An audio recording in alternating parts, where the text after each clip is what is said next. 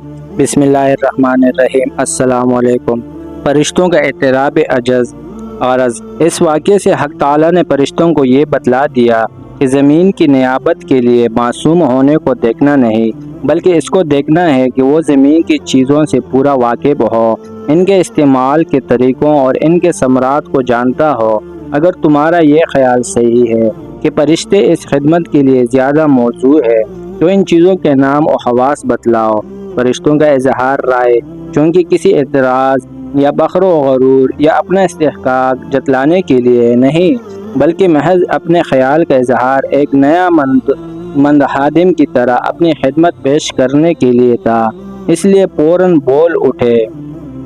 پاک ہے آپ، ہم کو علم نہیں مگر وہی جو آپ نے عطا فرمایا۔ بے شک آپ بڑے علم و حکمت والے ہیں، جس کا حاصل اپنے خیال سے رجوع اور اس کا اقرار تھا کہ زیادہ علم و افضل مخلوق بھی موجود ہے، اور یہ کہ زمین کی نیابت کے لیے وہی موزوں ہے۔ فرشتوں نے کیسے کہا کہ انسان خون ریزی کرے گا؟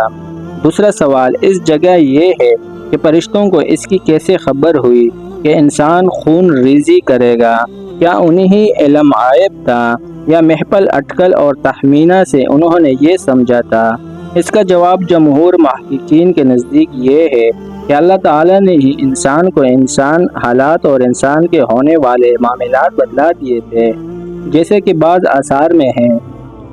کہ جب اللہ تعالیٰ نے فرشتوں سے آدم علیہ السلام کو خلیفہ زمین بنانے کا ذکر فرمایا تو فرشتوں نے اللہ تعالیٰ ہی سے اس خلیفہ کا حال دریافت کیا۔ اللہ سبحانہ و تعالیٰ ہی نے ان کو بتلایا۔ روح المانی اس سے فرشتوں کو تعجب ہوا کہ جب انسان کا یہ حال ہے کہ وہ فساد و خون ریزی بھی کرے گا تو اس کو نیابت زمین کے لیے متحب فرمانا کسی حکمت پر مبنی ہے۔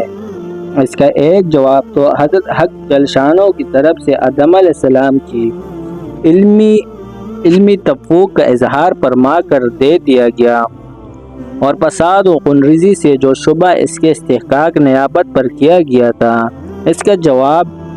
میں اجمالاً دے دیا گیا، جس میں اشارہ ہے کہ جس چیز کو تم نیابت و خلافت کے منافی سمجھ رہے ہو، در حقیقت وہی اس کی اہلیت کا بڑا سبب ہے، کیونکہ نیابت زمین کی ضرورت ہی رفع فساد کے لیے ہے۔ جہاں فساد نہ ہو وہاں خلیفہ اور نائب بھیجنے کی ضرورت ہی نہیں۔ غرض یہ بتلا دیا گیا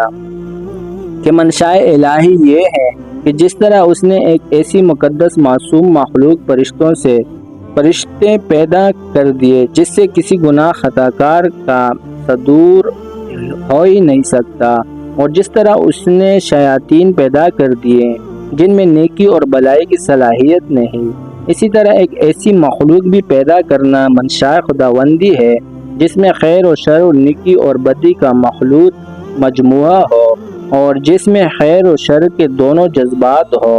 اور جو جذبات شر کو مغلوب کر کے خیر کے میدان میں آگے بڑھے اور رضائے خداوندی کا حلحت حاصل کرے۔ اس واقعے سے یہ بھی معلوم ہوا کہ فرشتوں کے علوم میں بھی کمی اور زیادتی ہو سکتی ہے، کیونکہ جس چیز کا ان کو علم نہیں تھا آدم علیہ السلام کے ذریعے ان کو بھی ان چیزوں کا اجمالی طور پر کسی نہ کسی درجے میں علم دے دیا گیا۔ جزاک اللہ۔